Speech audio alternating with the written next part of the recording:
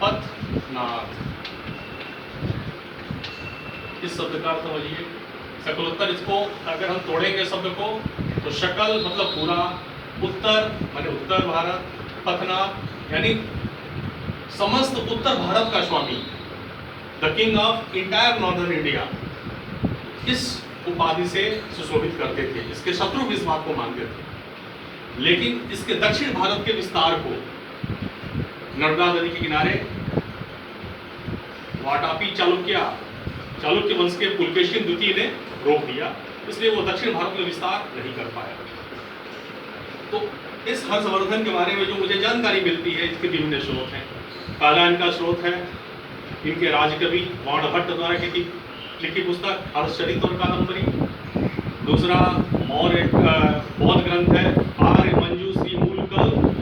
तीसरा वेनसांग आता है चीन से बौद्ध धर्मों का अध्ययन करने के लिए, उसने एक पुस्तक लिखी है CU की। वेनसांग की पुस्तक का नाम है CU की। इसके अलावा तमाम इनके इंस्क्रिप्शन अभिलेख मिलते हैं, जैसे सोनीपत, मधुबन, ऐहोल का लेख पुलकेशिन द्वितीय का है। नालंदा से कुछ मोहरें मिलती हैं। ये सब साक्ष्य हैं जो हमें हर्षवर्धन के इतिहास के बारे में बताते हैं। तो हर्षवर्धन का राजनीतिक इतिहास बहुत महत्वपूर्ण नहीं है। इनका इतिहास महत्वपूर्ण है सांस्कृतिक, धार्मिक, आर्थिक, सामाजिक, ये सब चीजें। तो हम पहले इसकी चर्चा करते हैं इनके धार्मिक नीति के बारे में। तो प्रारंभिक रूप में देखा जाए तो हर्षवर्धन शुरू में भगवान शिव के भक्त थे। उनका पूरा परिवार, कहा जाता है कि थानेश्वर के हर घर में गृह गृह पूजते भगवान खंड परुषा, भगवान शिव की पूजा होती थी। लेकिन बाद में ये बौद्ध धर्म को अपना लेते हैं और बुद्धिस्ट हो जाते हैं, और इनको धार्मिक रूप से रिलीजियस टॉलरेंस कहा जाता है।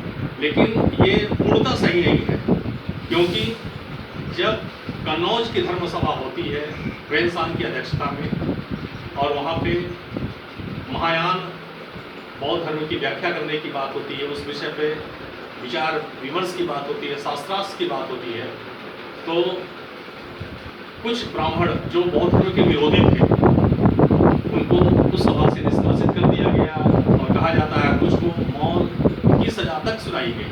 अर्थात ये दिखाता है कि हर्षवर्धन बौद्ध धर्म के प्रति सहिष्णु, बौद्ध धर्म के प्रति इनकी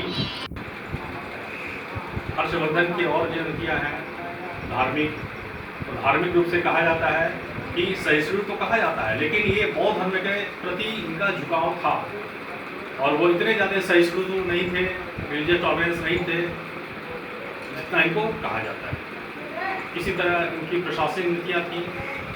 लॉ एंड ऑर्डर के बारे में कहा जाता है कि लॉ एंड ऑर्डर भी के पीरियड में बहुत अच्छा नहीं था, क्योंकि वेनसांग जिसे निश्चित रूप से राजकीय संरक्षण मिला हुआ था, इसके बावजूद भी डाकुओं ने वेनसांग का पूरा सामान लूट लिया था, जो दिखाता है कि विधि व्यवस्था अच्छी नहीं थी। जहाँ तक आर्थिक संपन्नता की बात है तो हर्षचरित बाणभट्ट काफ़ी संपन्नता की बात करते हैं, लेकिन जो भौतिक प्रमाण मिलते हैं खुदाई वगैरह से, वो दिखाते हैं कि इनके काल में सिक्कों का प्रचलन बहुत कम था, जो एक पतनशील व्यापार और वाणिज्य का द्योतक है।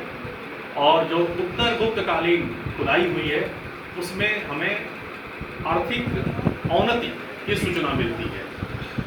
इसके बारे में और हम सूचनाएं आपको देंगे।